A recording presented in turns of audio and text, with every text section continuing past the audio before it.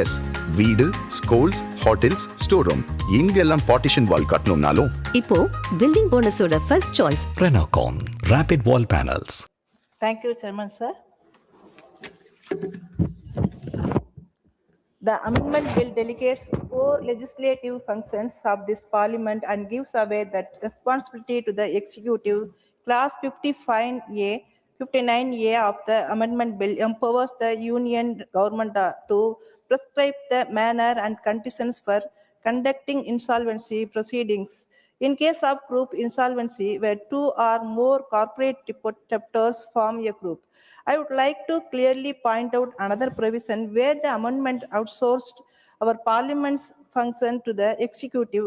Clause 67 of the amendment bill empowers the union government to prescribe rules relating to cross-border insolvency proceedings. Now, every aspect of the cross-border insolvency is left to the control of the executive. It is a core legislative function of the parliament that should not be given away.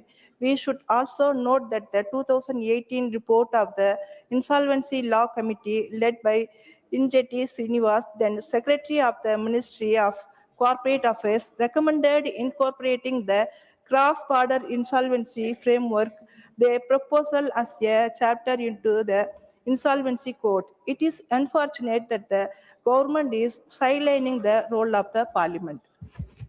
And during the deliberations of the select committee, representatives of National Company Law Tribunal informed that the responsibility of the NCLT was initially under Companies Act and post IBC introduction. Additional responsibility under the Insolvency Code also was placed on NCLT. This was done without increasing the number of members.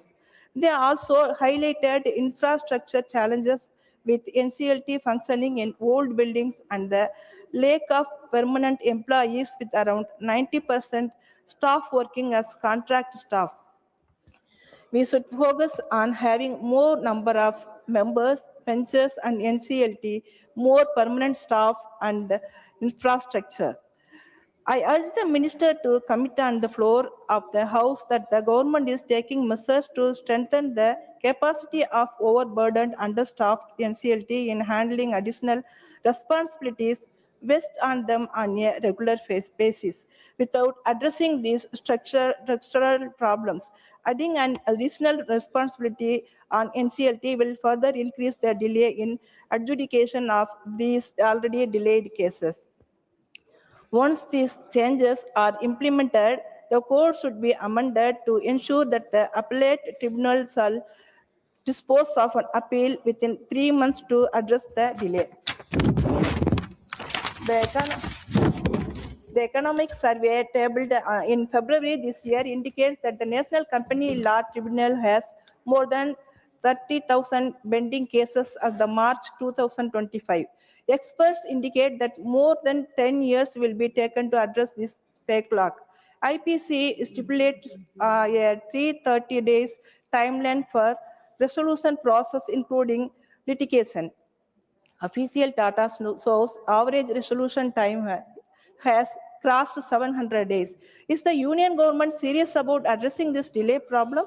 The code and the amendment bill prescribe a number of timelines, but I want to know the consequences for non-compliance, especially including penalties and punishment for defaults made by the stakeholders involved in the adjudication process.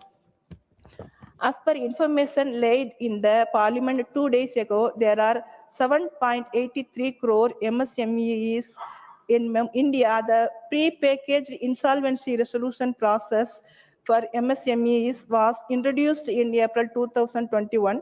According to the data available in the public domain, only 13 MSME cases have been admitted and 5 have reached the resolution stage in the last 5 years.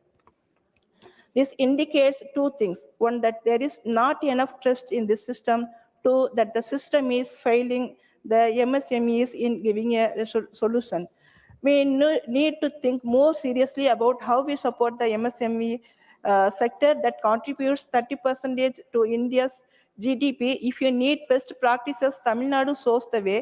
Kalaignar Dmk Karunanidhi as Chief Minister launched state MSME policy in 2008, making Tamil Nadu the first state in the country to announce a separate policy for MSME. Tamil Nadu stands first in India in the implementation of the MSME cluster development scheme. With over 62 lakhs MSMEs, Tamil Nadu has the third largest MSME ecosystem in the country across sectors such as leather product and engineering goods, automotive goods, castings, electronics, and ready-made garments, everything. Sir, I want to finish my speech before this time. Okay.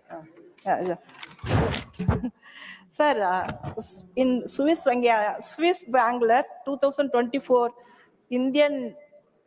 இந்தியர்களுடைய பணம் 3 மடங்கு அதிகரித்திருப்பதாக 2024 அவர்கள் தகவல் வெளியிட்டிருக்கிறார்கள். அதாவது 37,600 கோடி. கருப்பு பணத்தை கொண்டு வந்து சேர்ப்பதாக சொன்ன பிரதமர் இப்பொழுது என்ன நடவடிக்கை எடுத்திருக்கிறார் என்பதை பற்றி நான் அறிந்து கொள்ள விரும்புகிறேன். நீரவ் மோடி 14,000 கோடி, லலித் மோடி 1,700 கோடி, விஜய் மல்லையா 9,000 கோடி. இந்த பணத்தோடு அவர்கள் இந்த நாட்டை விட்டு தப்பிச் சென்றார்கள். அவர்களை இங்கே கொண்டு வருவதற்கான ஏதாவது நடவடிக்கை எடுக்கப்பட்டதா என்பதையும் நான் இங்கே அறிந்து கொள்ள விரும்புகிறேன். 2018 நீரவ் மோடி தப்பிச் சென்றார். முடிவெடுக்க வேண்டிய பிரதமர் மோடி அவர்கள் தன் பொறுப்புகளிலிருந்து தப்பித்துக் கொள்கிறார். இதுதான் இன்றைக்கு நடந்து கொண்டிருக்கக்கூடிய மிக முக்கியமான ஒரு செய்தி. அது மட்டுமல்லாமல் சாமானியர்கள் கடன் பெற்றுவிட்டு நீரவ் மோடிகளைப் போல ஓடி போனால் இந்த நாட்டினுள்ள அமைச்சகம் விட்டு விடுமா என்பதையும் நான் அறிந்து கொள்ள விரும்புகிறேன். அது மட்டுமல்லாமல் கார்ப்பரேட் முதலாளிகள் தப்பித்து விடுகிறார்கள், ஏழை அல்லது நடுத்தர மக்கள் இங்கே மாட்டிக்கொள்கிறார்கள் என்பதையும், அவர்களுடைய பணத்தை வசூலிக்க என்ன மாதிரியான கடுமையான நடவடிக்கை நீங்கள் எடுக்க போகிறீர்கள் என்பதையும் நான் அறிய விரும்புகிறேன்.